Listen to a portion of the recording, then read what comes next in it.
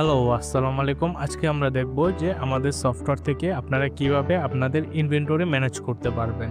তো চলুন শুরু করা যাক। তো সর্বপ্রথম আমরা চলে যাব ইনভেন্টরিতে। ইনভেন্টরি থেকে চলে যাব প্রোডাক্ট লিস্ট। এখান থেকে আমরা আমাদের প্রোডাক্টগুলো সবগুলো দেখতে পারবো। অ্যান্ড সবথেকে গুরুত্বপূর্ণ বিষয় যে আমরা ইনভেন্টরি যখন ম্যানেজ করব, ম্যানেজ করার আগে আমরা দেখতে পারবো যে এখানে একটি নোটিফিকেশন বার আছে। তো সেখান থেকে আমরা দেখতে পারবো যে লো স্টক মানে হচ্ছিল আমাদের স্টকগুলো কমে গেছে বা স্টকের পরিমাণ খুবই লো। সেগুলো আমরা এখানে দেখতে পারবো যে কোন কোন প্রোডাক্টের স্টকগুলো কোন পজিশনে আছে। যেমন আমাদের এগুলো প্রোডাক্টগুলো মাইনাস ফিগারে চলে গেছে, মানে হচ্ছিল স্টকগুলো শেষ হয়ে গেছে, কিন্তু তারপর এখান থেকে অর্ডারগুলো নেওয়ার পর মাইনাস ফিগারে চলে গেছে। তো কোন প্রোডাক্ট কয়টা মাইনাসে আছে সেটা আমরা এখান থেকে দেখতে পারবো। এখান থেকে সরাসরি আমাদের এসকিউ নিয়ে আমরা প্রোডাক্টগুলো সার্চ করে নিতে পারবো, অথবা আমরা ইনভেন্টরিতে চলে গেলে আমরা এখান থেকে দেখতে পারবো। যেমন হলো যে আমরা ফর এক্সাম্পল এই প্রোডাক্টটি -7 আছে। তো আমার এই প্রোডাক্টটি স্টক শেষ হয়ে যাওয়ার পরও আমার আরও 60টি অর্ডার আসছে। তো আমি অর্ডার কাটতে কাটতে আমার -7 চলে গেছে। তো আমি চাচ্ছি যে আমার এই প্রোডাক্টটির নতুন স্টক আসছে 100টি। তো আমি এখানে স্টক ইন করব। তো আমরা এই স্টকগুলো কীভাবে ইন করব? সর্বপ্রথম আমরা এখান থেকে এটা কপি করে নেব। কপি করে নেওয়ার পর এই সেকশনে দেখতে পারবেন যে নিউ ইনক্রিজ স্টক, মানে এখান থেকে আমরা প্রোডাক্টের স্টকটা বাড়াতে পারবো।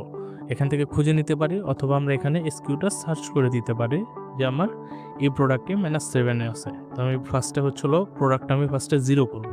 তো 0 করার জন্য -7 আছে, মানে আমার +7 আগে করে 0 করতে হবে। আমার স্টকটা এখন 0 হয়ে গেছে। তো আমি এই প্রোডাক্টটা যেহেতু এখন কিনেছি, তো এখন আমি আর এটা সিলেক্ট করতে পারছি না। তো আমি সেকশন আবার চলে যাব। এখান থেকে আমি আবার এটা নিয়ে আমার এই প্রোডাক্টটা কত পিস আমি স্টক ইন করেছি, যেমন 100 পিস স্টক ইন করেছি। তো আমি এখানে 100 দিয়ে দিলাম। কত টাকা করে কিনেছি, যেমন এখানে 1600 টাকা দেওয়া আছে। আমি প্রোডাক্টগুলো যেমন 1000 টাকা করে কিনেছি এক একটি প্রোডাক্ট। এখানে আমার সাব টোটাল কত আসছে সেটা আমি এখানে দেখতে পাচ্ছি। তো এটা আমি স্টক ইন করে দিলাম। আমার স্টক বেড়ে 100টি হয়ে গেল।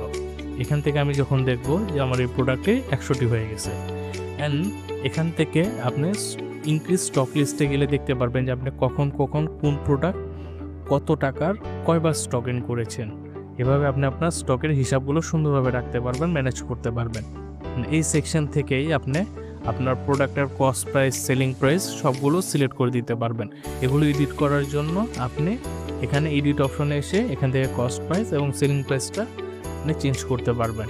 কস্ট প্রাইসের জায়গায় সবসময় আপনি আপনার যে প্রোডাক্ট আছে সেটা কেনার সময় কত টাকা দিয়ে কিনেছেন সেই প্রাইসটা দেবেন, এবং আপনার সেলিং প্রাইস যেটা সেটা আপনি এখানে অ্যাড করে দিয়ে সাবমিট করে দিলে এটা হয়ে যাবে। আপনার প্রোডাক্টটা হয়ে গেছে। যেমন এটা 70 টাকা এবং সেলিং প্রাইস 100 টাকা করে দেওয়া হয়েছে। এরকমভাবে আপনি আপনার প্রোডাক্টগুলো ম্যানেজ করতে পারবেন, ইনভেন্টরিটা সুন্দরভাবে দেখতে পারবেন। তো সবাইকে ধন্যবাদ এই আমার ছোট্ট টিউটোরিয়ালের জন্য।